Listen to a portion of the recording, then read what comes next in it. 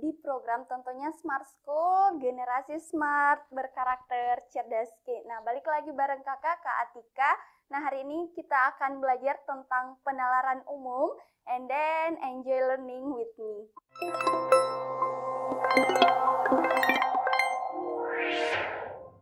Nah, ini soal nomor 3, mirip ya. Yang membedakan adalah premis yang disediakan. Jadi nomor 1, 2, 3 itu sama, hanya saja yang membedakan adalah urutan premisnya. Sekarang, sebelum kita bahas, mungkin ada adik-adik yang bisa jawab untuk soal nomor 3. Kakak izin buka chat box ya. Jadi untuk premisnya, jika saya main hujan atau sakit, ingat ada kata-kata atau. Nah, kalau ada kata-kata atau, biasanya yang terjadi itu adalah salah satunya. Tidak mungkin bersamaan. Jika saya main hujan atau sakit, mama marah-marah. Jadi kalau dia main hujan, sakit, mama marah-marah. Terus premis yang keduanya adalah saya sakit.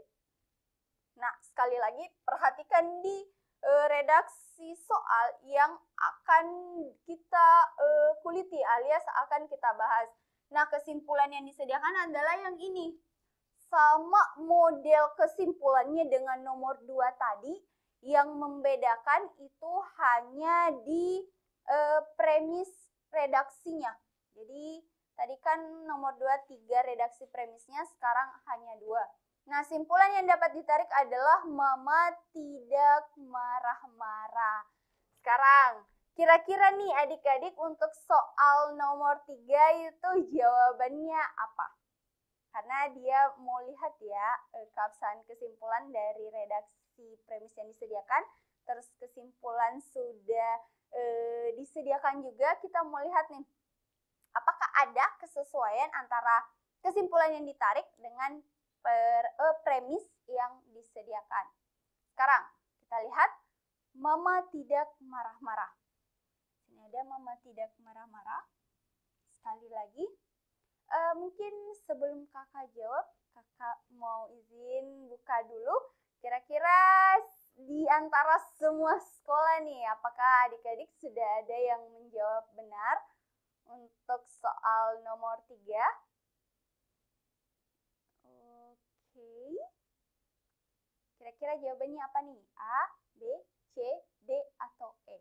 Nah, berarti kita pakai eliminasi opsi saja dulu ya kali. Oke, kita lihat dari E dulu ya. Kita coba dari E. E itu tidak relevan dengan informasi yang diberikan.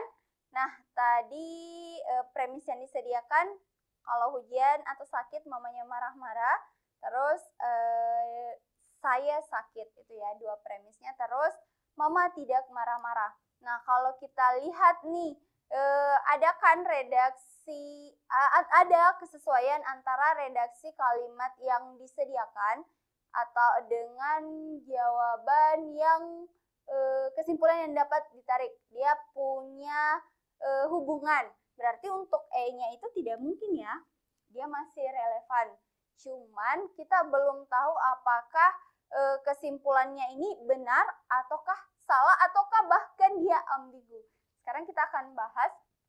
Ingat lagi adik-adik, kalau kalian mengerjakan soal penalaran umum, kalian memang harus banyak-banyak untuk memahami redaksi kalimat yang disediakan. Soalnya redaksi kalimat itu akan sangat mempengaruhi tentang arti kalimat itu sendiri kalau dia sudah dibalik. Contoh kayak kalimat pertama dan kalimat kedua, kemudian selanjutnya itu dia dibalik, kalimat keduanya jadi kalimat pertama. Nah, itu akan sangat mempengaruhi maksud dari redaksi yang ingin disampaikan.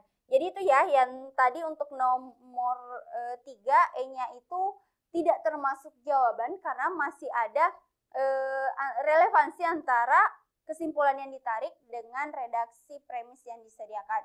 E-nya berarti bukan. Oke, selanjutnya untuk bagian D, tidak dapat dinilai karena informasi kurang. Nah, itu yang tadi saya bilang, kalau dia tidak informasi yang kurang, berarti ada premis yang hilang ya. Sedangkan kalau di atas kan itu sudah premis kesimpulannya itu sudah berhubungan atau sudah ada dengan premis yang diberikan. Berarti E itu juga tidak mungkin jadi jawabannya. Terus bagian C mungkin benar, dia berarti ambigu ya. Nah sekali lagi kita lihat premis yang dihasilkan atau ditarik itu ada kesesuaian dengan premis yang disediakan, berarti dia tidak ambigu kalau seperti itu. Nah berarti C itu bukan jawaban yang tepat. Sekarang kita lihat bagian A pasti benar dan bagian B pasti salah. Di sini kesimpulannya itu adalah mama tidak marah-marah. Tadi kan sebelumnya itu dia dibahas bahwa kalau dia main hujan atau sakit, mamanya marah-marah. Terus saya sakit.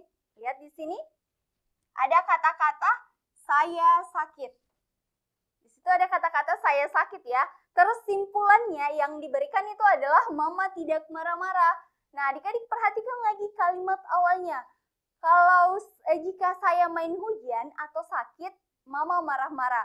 Sedangkan kalimat terakhirnya atau premis terakhir yang disediakan sebelum kesimpulan ya, itu adalah saya sakit. Berarti kalau dia sakit, otomatis mamanya itu akan marah. Nah, berarti kalau dia sakit, mamanya pasti marah. Sedangkan kesimpulan yang ditanyakan, diberikan itu mamanya tidak marah-marah. Nah, sekarang kesimpulannya benar atau salah berdasarkan premis yang disediakan. Nah, sudah sangat berbeda ya. Berarti jawaban yang tepat itu adalah dia pasti salah. Karena kalau dia benar, kesimpulan yang harusnya ada itu adalah mamanya marah. Jadi itu lagi ya adik-adik. Adik-adik harus perhatikan redaksi kalimat yang terakhir supaya mudah. Kalau mau cepat kerja soal penalaran umum, soalnya kan biasanya banyak sekali ya redaksi yang disediakan. Adik-adik boleh langsung membaca soal dulu yang dibaca, kira-kira ini apa sih yang mau diminta, baru adik-adik kembali ke redaksinya. Tapi sekali lagi harus memang banyak-banyak